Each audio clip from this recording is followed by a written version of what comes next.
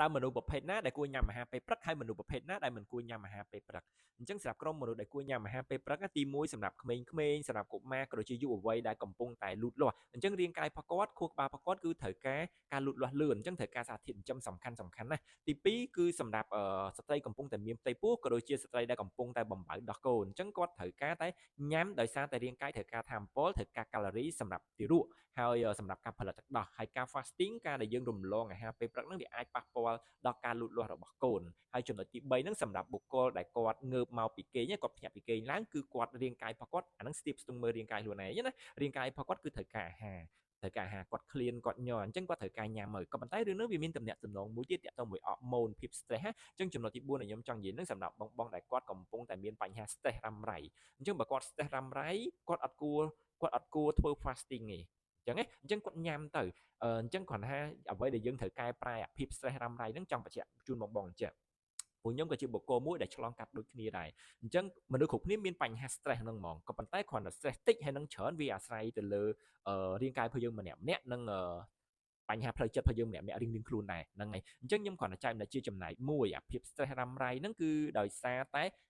មួយផ្នែកយើងពិបាកគេងនៅពេលដែលយើងពិបាកគេងវាធ្វើឲ្យអាហូម៉ូន cortisol ហ្នឹងកើនឡើងហើយអញ្ចឹងនៅពេលដែលយើងពិបាកគេងព្រឹកឡើងភ្លាមវាធ្វើឲ្យយើងញ័រដៃញ័រថេះថាគឺឃ្លានអាហារហ្នឹងហ្មងអញ្ចឹងហ្នឹងហើយអញ្ចឹងដើម្បីទៅសម្រួលការគេងរបស់យើងភាព stress រ៉ាំរ៉ៃរបស់យើងយើងបងត្រូវសិក្សាទៅលើអាហូម៉ូន melatonin មកតង់ហូម៉ូន melatonin ជាហូម៉ូនដែលទៅសម្រួលការគេងតែអ្វីដែលធ្វើឲ្យយើងគេងឲ្យស្ងប់ព្រោះបងមួយចំនួនគាត់គេងក៏ប៉ុន្តែភ្ញាក់កណ្ដាលយប់ហើយពិបាកគេងទៅវិញអញ្ចឹងការគេងរបស់យើងអត់ស្ងប់ទេអញ្ចឹងពេលដែលយើងគេងភ្ញាក់ហ្នឹងវាតាក់ទងអាហូម៉ូនមួយទៀតឈ្មោះថាហូម៉ូន serotonin ហូម៉ូនរីករាយហូម៉ូនបង្កើនក្តីសុខឲ្យយើងហ្នឹងហើយអញ្ចឹងដល់ពេលណាដែលហូម៉ូនរីករាយរបស់យើងវាទទួលបានគ្រប់គ្រាន់មានន័យថាការគេងរបស់យើងគឺស្ងប់មែនតើអញ្ចឹងមិនថាសុខភាពផ្លូវកាយនិងផ្លូវចិត្តហ្នឹងត្រូវដើរទន្ទឹមគ្នាហ្នឹងហើយ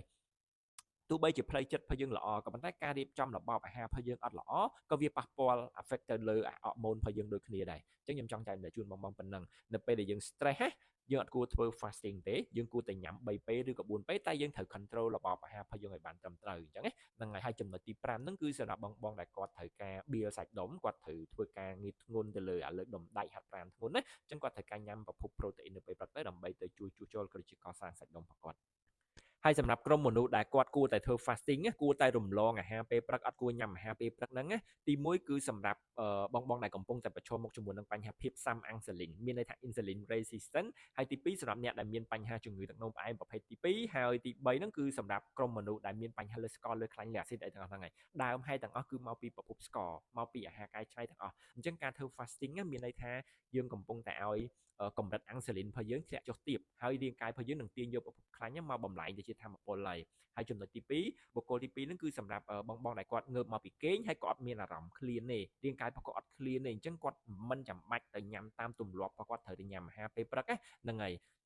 ដោយសារតែហូម៉ូនឆ្អែតនៅក្នុងរាងកាយរបស់បងក៏ដូចជាថាមពលនៅក្នុងរាងកាយរបស់បងនៅមានគ្រប់គ្រាន់ទេអញ្ចឹងយើងអត់ឃ្លានចំណង់អាហារយើងមិនចាំបាច់ញ៉ាំទេហើយសម្រាប់បុគ្គលទី3ហ្នឹងគឺសម្រាប់បងដែលគាត់ចង់កាត់បន្ថយការរលាកក៏ដូចជាជំរុញអូតូហ្វូជី